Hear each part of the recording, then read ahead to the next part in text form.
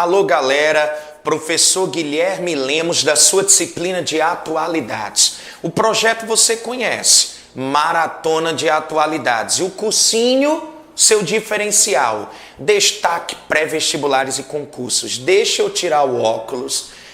Eu queria esse caráter mais informal, mas na realidade a luta é grande, né, turma? A gente está muito próximo do Exame Nacional do Ensino Médio. Tá faltando pouco, então agora é dar o gás mesmo, é dar aquela fortalecida, reforçar aqueles conteúdos sobre os quais você tem maior dificuldade, dar uma revisadazinha em relação a alguns temas, e você sabe qual é o nosso objetivo. Nosso objetivo aqui é multiplicar as tuas chances de aprovação e te oferecer subsídios, te oferecer informações que você possa utilizar desde a prova de Ciências Humanas e suas tecnologias. Afinal, o Enem é uma prova que até a edição do ano passado era toda permeada por temas transversais, por temas atuais. Não sei se essa prova virá mais técnica, mas estou na esperança, até porque o tema da redação é sempre um tema de relevância nacional e que enquadra aí a questão das atualidades. Por isso, eu quero trabalhar contigo dois temas vinculados à educação, meu querido.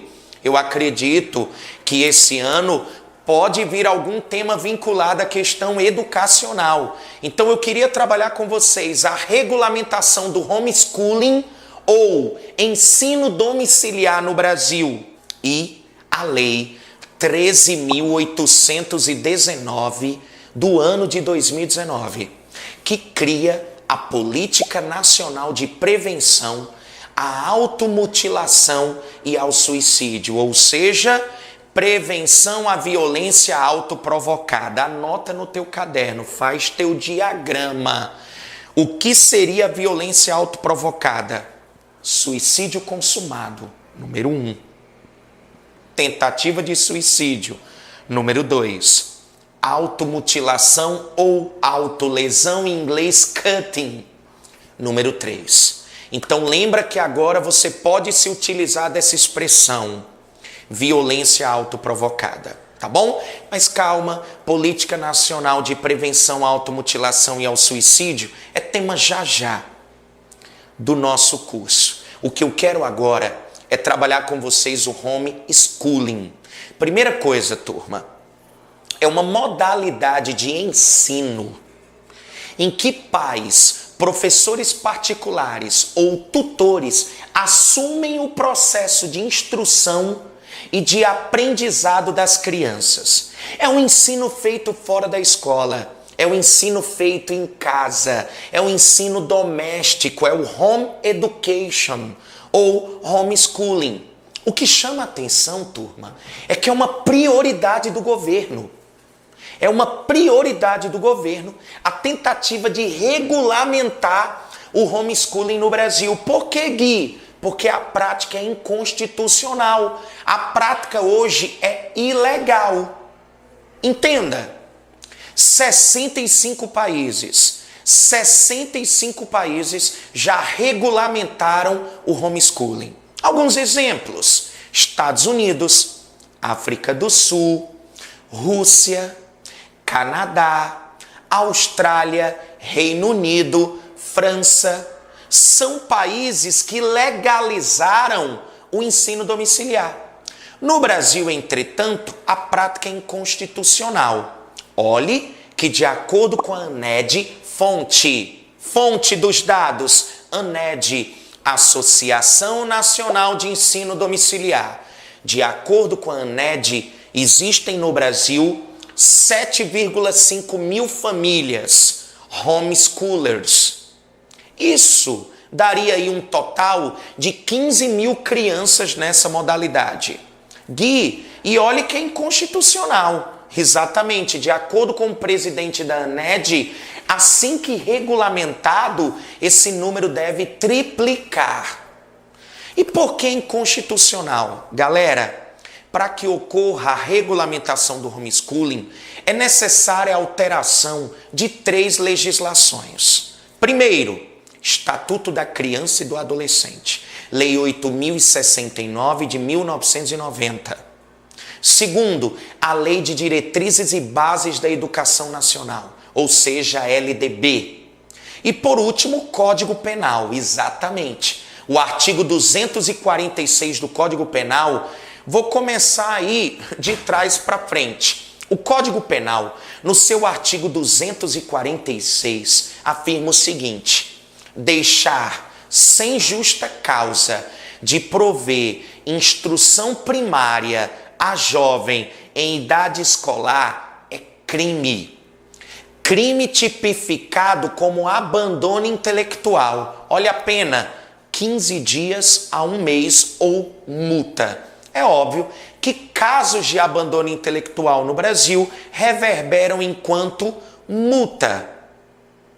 Mas lembre-se que quem é homeschooler usa o argumento de que não estão deixando sem justa causa de prover instrução. Estão oferecendo-a, mas em casa. Então lembre-se, o Código Penal no seu artigo 246 diz que deixar sem justa causa de prover instrução primária a jovem em idade escolar é crime. A LDB, a Lei de Diretrizes e Bases da Educação, diz o seguinte: é dever dos pais a matrícula escolar dos 4 aos 17 anos. Olha aí. E essa educação pública pressupõe o bizu bogue. Não leve aí, pelo amor de Deus, para qualquer outro sentido. Educação bogue seria educação básica, obrigatória e gratuita. Então é dever dos pais matricular seus filhos dos 4 anos aos 17, ou seja, da pré-escola ao ensino médio, perfazendo aí todo o caminho da educação básica. E eu ainda tenho o ECA. O Estatuto da Criança e do Adolescente diz o seguinte: criança é aquele indivíduo com até 12 anos incompletos. Adolescente é aquele que completa 12 até 18 incompletos. O que é que o ECA diz, Gui? O ECA diz que toda criança e todo adolescente tem direito à educação. E detalhe, tem direito de se matricular numa escola próximo do seu local de residência. Então lembre-se, para o homeschooling ser regulamentado, há necessidade da alteração de 3 legislações vigentes. Então é um tema extremamente polêmico e que poderia aparecer em relação ao Enem. Por quê? Ora, porque é uma prioridade do governo a sua aprovação. Inclusive a ministra Damares vai entregar o projeto de lei ao Congresso, já que abriram mão da ideia de uma medida provisória. Ok, tranquilo. Argumentos, tio Gui. A gente vai usar como argumentos a favor a própria ANED, Associação Nacional de Ensino Domiciliar. Argumentos contra a bancada, a Frente Parlamentar da Educação. Vamos iniciar aqui com os argumentos contra. O primeiro eu já te disse, a prática é ilegal no Brasil, a prática é inconstitucional. Segundo, de acordo com a Frente Parlamentar de Educação, o homeschooling é um modelo de ensino elitista, insignificante e isolacionista. Por que elitista? Porque só famílias muito bem estruturadas poderiam aplicar o homeschooling. Já que você sabe que classes sociais que não são tão favorecidas assim, às vezes têm a necessidade de matricular seu filho na escola, lógico, para que ele receba todo o processo de instrução, mas também por uma necessidade em torno aí do mercado de trabalho. Tanto o pai quanto a mãe estão ali na labuta, estão ali na luta, obviamente, por uma remuneração ao final. Então lembre-se, o modelo é elitista porque só famílias muito bem estruturadas poderiam custear todos esses professores particulares e tutores. Além disso, o modelo seria insignificante, mas eu não gostaria que você levasse para uma questão com cunho muito pejorativo, muito negativo. Insignificante aqui, no sentido de que o governo coloca como foco a criação de mais escolas cívico-militares e de regulamentar o homeschooling, quanto que na realidade O foco deveria ser o fortalecimento da educação pública como um todo.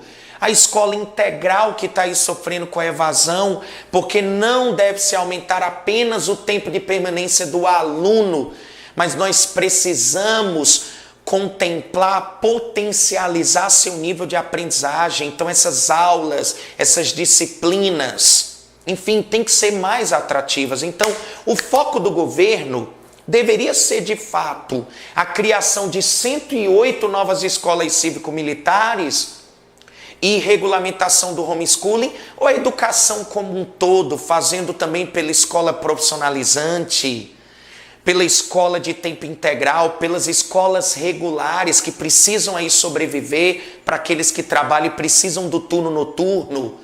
Então, insignificante, turma, no sentido de que hoje no Brasil eu tenho 45 milhões de estudantes. Então eu estou legislando para 15 mil crianças.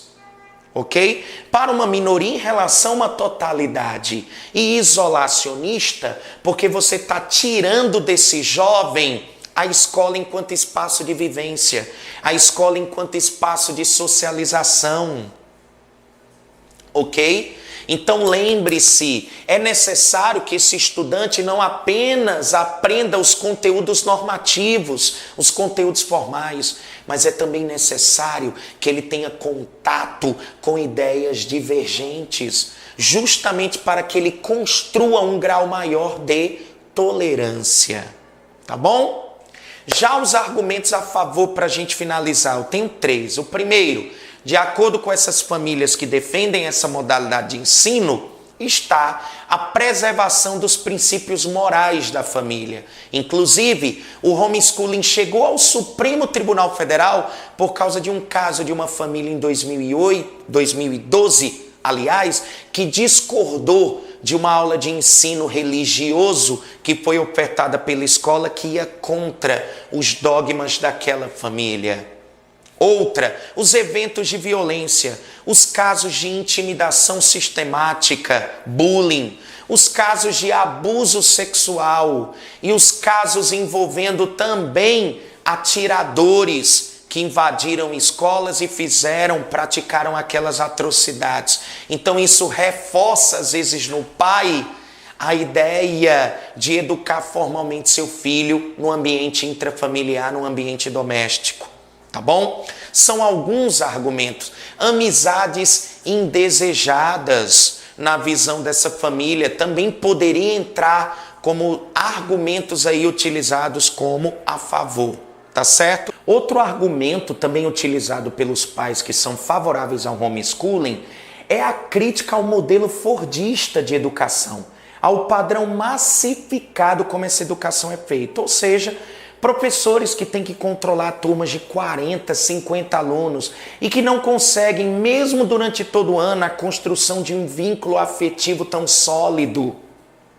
A questão da indisciplina é muito colocada. Então essa questão do trabalho repetitivo, da cópia de diagramas, da especialização do trabalhador, da fragmentação em disciplinas, de uma linha de montagem que vai desde a educação infantil até o 3º ano, onde esse aluno tem sua criatividade minada muitas das vezes. Então tudo isso é utilizado como argumento, mas eu ainda acredito na escola. Como Paulo Freire diz, escola é feita por gente. Então eu ainda acredito muito na educação e eu tenho certeza que você também. Então o que eu desejo é o fortalecimento de todas as modalidades de ensino. Eu quero que você tenha liberdade para optar pelo melhor para a sua família. Então, as escolas cívico-militares cabem, por exemplo, a escola profissionalizante, enfim, as escolas técnicas, o próprio homeschooling. Mas o que a gente pontua aqui é: não abandonemos a escola, porque ela necessita mais do que nunca de nossa ajuda para o fortalecimento da educação e para que o Brasil não apenas melhore suas estatísticas, suas notas, inclusive em avaliações externas como PISA, mas que você tenha a real sensação de que a educação brasileira, de fato, está melhorando. Cheiro grande, até a próxima. Fiquem com Deus. Aqui seu companheiro Guilherme Lemos de Todas as Horas e calma que tem mais dica vindo por aí.